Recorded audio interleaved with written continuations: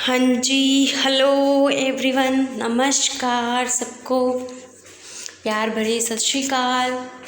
कैसे हो भाई सब के जी? होप सो अच्छे होंगे, सब बढ़िया होंगे, घर पे सभी के मम्मी पापा भी अच्छे होंगे के जी। चलिए स्टार्ट करते हैं आज का हमारा बहुत ही इंटरेस्टिंग टॉपिक, जिसमें आज वाली वीडियो में आपके 1, 2 से 3 नंबर पक्के हैं। आपकी इस वीडियो को देखने के बाद आप ये दिमाग में डाल लीजिएगा कि आपके 2 से 3 मार्क्स पक्के हैं। है बहुत ही आसान, बस कुछ छोटी छोटी चीज़ें हैं जिसको हमने दिमाग में रखना है।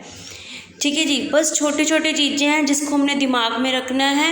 ठीक है, बहुत अच्छे से बहुत ध्यान से सुनिएगा। आपके 2 से 3 मार्क्स पेपर में पक्के हैं। ठीक है जी, चलिए स्टार्ट करते हैं। फर्स्ट है आपके पास फेस स्पेस। ठीक है, स्पेस की, सिंपल स्पेस की बात करते हैं तो हम बोलते हैं हमारे पास 3 कोऑर्डिनेट्स होते हैं। कौन कौन से होते हैं? X, Y, Z. ठीक है जी, स्पेस की बात करते हैं तो हमारे पास 3 कोऑर्डिनेट्स होते हैं, that are X, Y and Z. Clear? हम यहाँ पे बात कर रहे हैं फेस स्पेस की। ठीक है जी, हम यहाँ पे किसकी बात कर रहे हैं? फेस स्पेस की बात कर रहे हैं। अब बात है कि हमें फेस स्पेस की ज़रूरत ही क्यों पड़ी? हमें फेस स्पेस की ज़रूरत ही क्यों पड़ी? साइंस बिना वजह कोई भी चीज़ नहीं करती कि नहीं, है ना? साइंस बिना वजह कोई भी चीज़ नहीं करती, तो हमें फेस स्पेस की ज़रूरत क्यों पड़ी? तो बात ये है कि हमारे पास, हमने 2 सिस्टम पढ़े थे कल। एक तो स्टैटिक सिस्टम पढ़ा था हमने, ठीक है जी, और एक हमने पढ़ा था डायनेमिक सिस्टम पढ़ा था। यही पढ़ा था ना? एक तो स्टैटिक सिस्टम पढ़ा था और एक हमने पढ़ा था डायनेमिक सिस्टम। स्टैटिक सिस्टम को क्या था? जिसमें पार्टिकल्स क्या होते हैं? रेस्ट पे होते हैं। जैसे हमने कॉइन का एग्जाम्पल स्टडी किया और बॉल्स का एग्जाम्पल स्टडी किया। ठीक है, अब हमारे पास बात आती है डायनेमिक सिस्टम की। डायनेमिक सिस्टम में क्या था? पार्टिकल्स क्या थे? मोशन में। डायनेमिक सिस्टम में पार्टिकल्स क्या हैं? मोशन में। ठीक है ना जी? तो डायनेमिक सिस्टम में पार्टिकल मोशन में होते हैं। अब कहते हैं कि डायनेमिक सिस्टम में जब पार्टिकल मोशन में है, देखो स्टैटिक सिस्टम को डिस्क्राइब करने के लिए हमारे पास 3 coordinates X, Y, Z sufficient है, इनफ है। बट जब हम डायनेमिक सिस्टम की बात कर रहे हैं, मोशन में है, तो एक्स, वाई, जेड से काम नहीं चलेगा, क्योंकि एक्स, वाई और जेड तीनों हमारे पास कोऑर्डिनेट्स क्या बताते हैं? पोजीशन बताते हैं। बट जब हमारे पास पार्टिकल्स मोशन में हैं तो उनकी कुछ वेलोसिटी होगी, और अगर उनकी कुछ वेलोसिटी है तो उनका मोमेंटम भी होगा, है ना जी? डायनेमिक सिस्टम है। ठीक है, डायनेमिक सिस्टम में हमें पार्टिकल्स क्या है? मोशन में है। तो मोशन में है एक्स, वाई, जेड, तो सिर्फ हमें क्या बताएंगे? उसकी पोजीशन बताएंगे उन पार्टिकल्स की। बट हमारे पास अगर, क्योंकि पार्टिकल्स क्या कर रहे हैं? मूव कर रहे हैं, तो उनकी वेलोसिटी, उनका मोमेंटम कौन बताएगा? ठीक है, तो उन चीज़ों को डिस्क्राइब करने के लिए मोमेंटम, ठीक है, हमने क्या लिया? मोमेंटम के कोऑर्डिनेट्स लिए, और हमने वो कोऑर्डिनेट्स क्या है? P X, P Y, P Z. ठीक है, P X, P Y, P Z means momentum in X direction, momentum in Y direction, momentum in Z direction. ठीक है जी, तो ये हमें 3 कोऑर्डिनेट्स की और ज़रूरत पड़ी डायनेमिक सिस्टम को स्टडी करने के लिए। ठीक है जी, इन 3 कोऑर्डिनेट्स की हमें ज़रूरत पड़ी डायनेमिक सिस्टम को स्टडी करने के लिए। तो जो ये कोऑर्डिनेट्स हैं, 3, ये एक्स, वाई, जेड और P X, P Y, Z, 6 coordinates को मिलाकर हमारे पास जो स्पेस बनता है उसको हम बोलते हैं फेस स्पेस।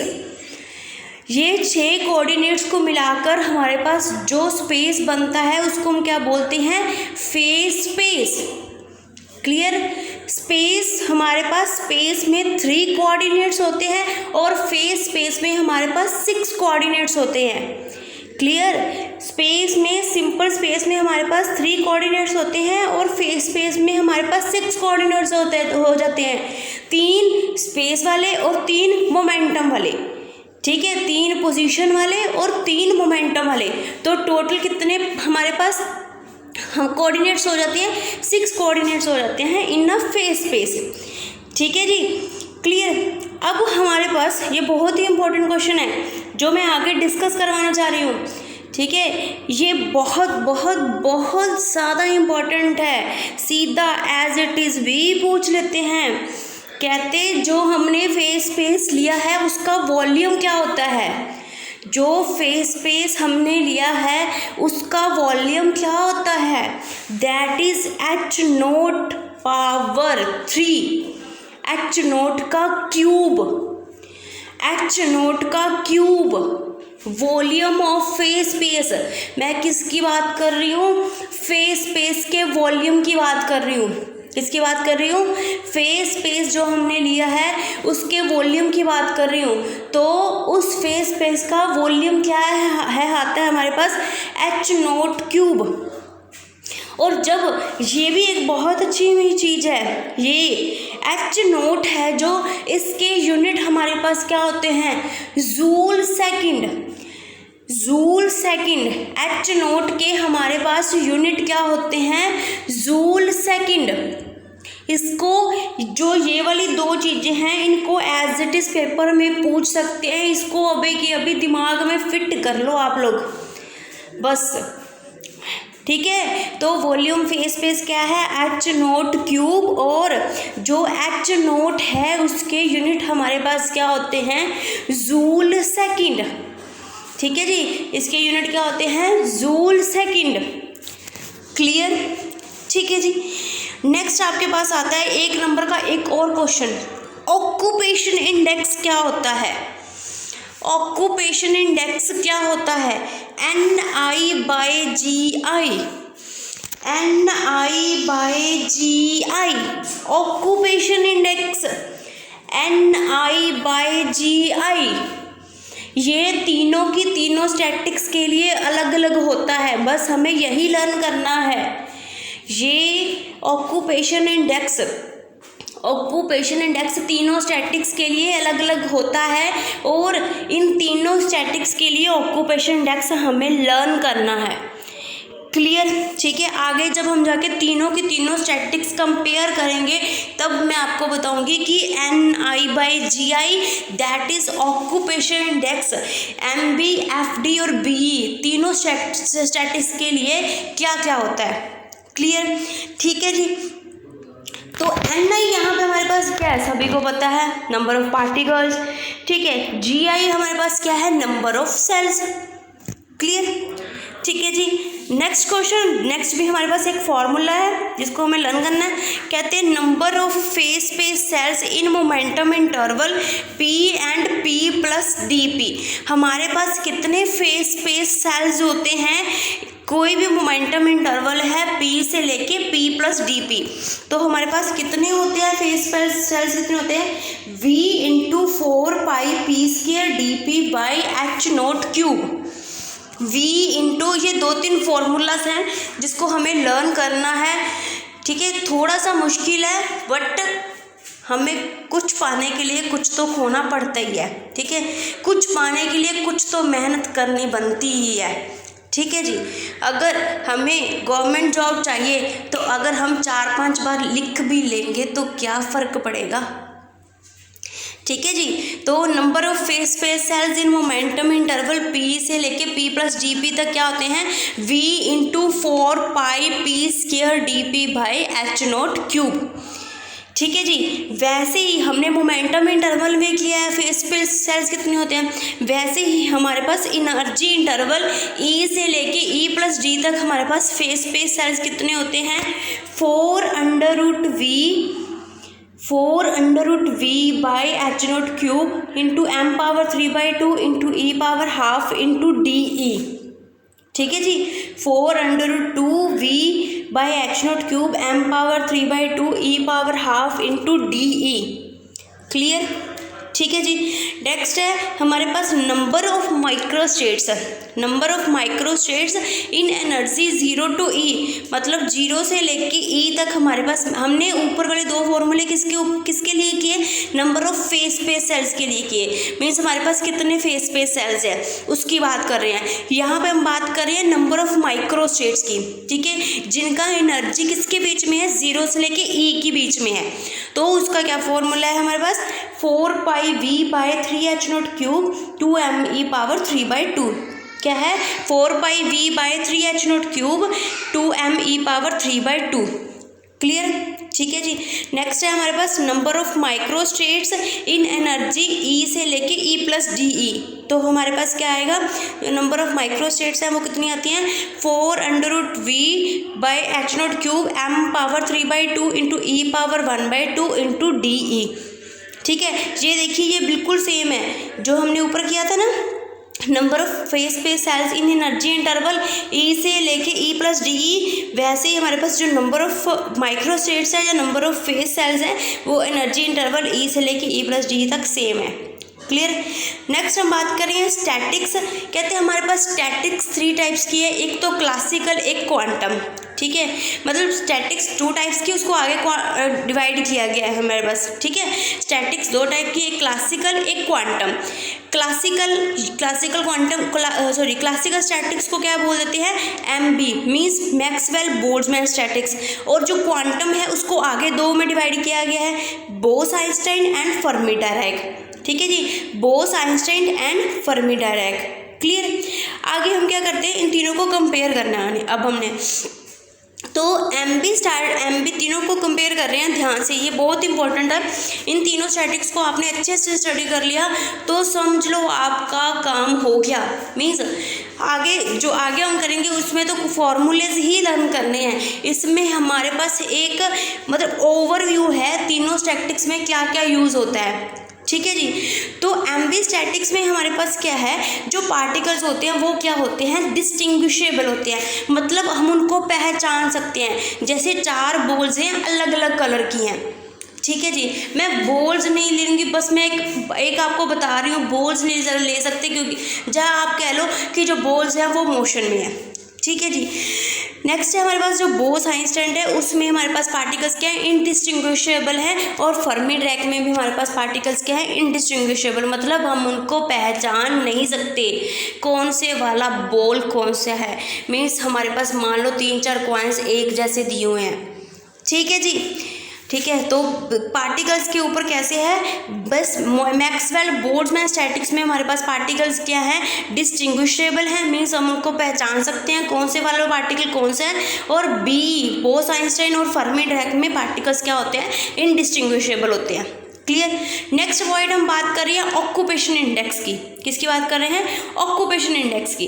ठीक है, तो ऑक्यूपेशन इंडेक्स की बात करें तो इसमें हमारे पास MB स्टैटिक्स में क्या है, ऑक्यूपेशन इंडेक्स क्या होता है, लेस देन 1 होता है, मतलब 1 से बहुत छोटा होता है। इसमें क्या होता है, जो ऑक्यूपेशन इंडेक्स क्या होता है, ग्रेटर देन और इक्वल टू 1 होता है। ठीक है, और इसमें जो है FD स्टैटिक्स में, इसमें हमारे पास क्या है, ऑक्यूपेशन इंडेक्स क्या है, लेस देन इक्वल टू 1 है। ठीक है, ठीक है जी, लेस देन इक्वल टू 1 है। इसमें क्या है, ओनली लेस देन 1 में है। मैक्सवेल बोल्ट्जमैन में ओनली लेस देन 1 है। और FD स्टैटिक्स में है लेस देन इक्वल टू 1 है। और जो हमारे पास BE स्टैटिक्स है, ठीक है, बोस-आइंस्टाइन स्टैटिक्स है, उसमें हमारे पास क्या है, ग्रेटर देन इक्वल टू 1 है। क्लियर। ठीक है जी, ये मैक्सवेल बोल्ट्जमैन है, ये बोस-आइंस्टाइन है, और ये क्या है हमारे पास FD है। ऐसे ही था ना। ठीक है जी, ये क्या है, मैक्सवेल बोल्ट्जमैन है, ये क्या है हमारे पास बोस-आइंस्टाइन है, और ये क्या है, FD है। ठीक है जी।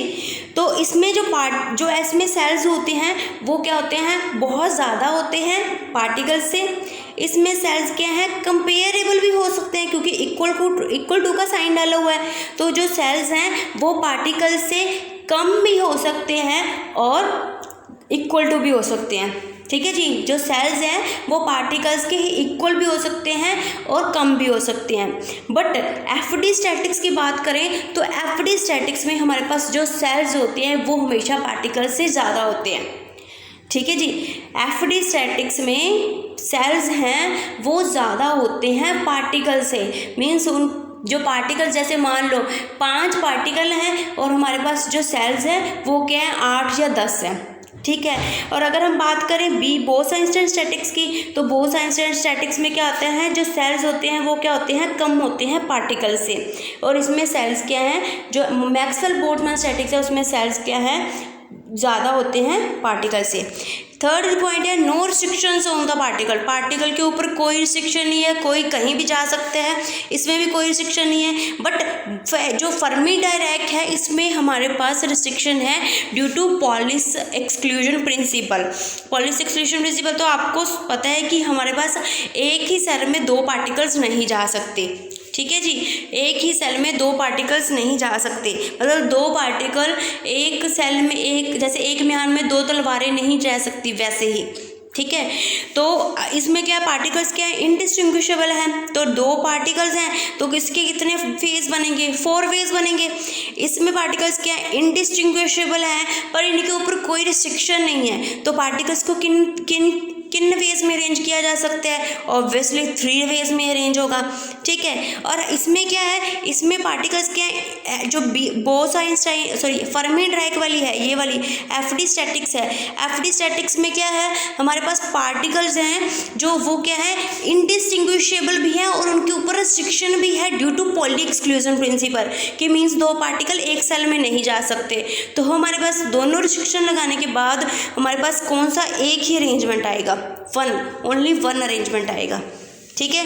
ये जो मैंने अरेंजमेंट 2 अरेंजमेंट 3 अरेंजमेंट 1 अरेंजमेंट लिखा है, ये मैंने किसके लिए लिखा है, 2 पार्टिकल्स के लिए लिखा है। क्लियर। ठीक है जी। तो ये था हमारे पास तीनों स्टैटिक्स का एक ओवरव्यू दिया है मैंने आपको आज। ठीक है। कल से हम तीनों स्टैटिक्स को कंटिन्यू करेंगे। क्लियर। ठीक है जी। अब आपको थोड़ा थोड़ा समझ आ गया होगा कि कौन से स्टैटिक्स में हमने कौन सा काम करना है। ठीक है। बट जो ये मैंने आज करवाया है इसमें आप ये सोच के चलना आपके 2 से 3 नंबर पक्के हैं। क्लियर। ठीक है जी। Thank you. और इस वीडियो को मैक्सिमम से मैक्सिमम शेयर कीजिएगा। और अगर आपको कोई भी प्रॉब्लम है, कोई भी आपका डाउट है, तो हमारा खिजा ट्यूशंस का टेलीग्राम ग्रुप है, तो उसमें आप अपना डाउट बता सकते हैं। Thank you ji.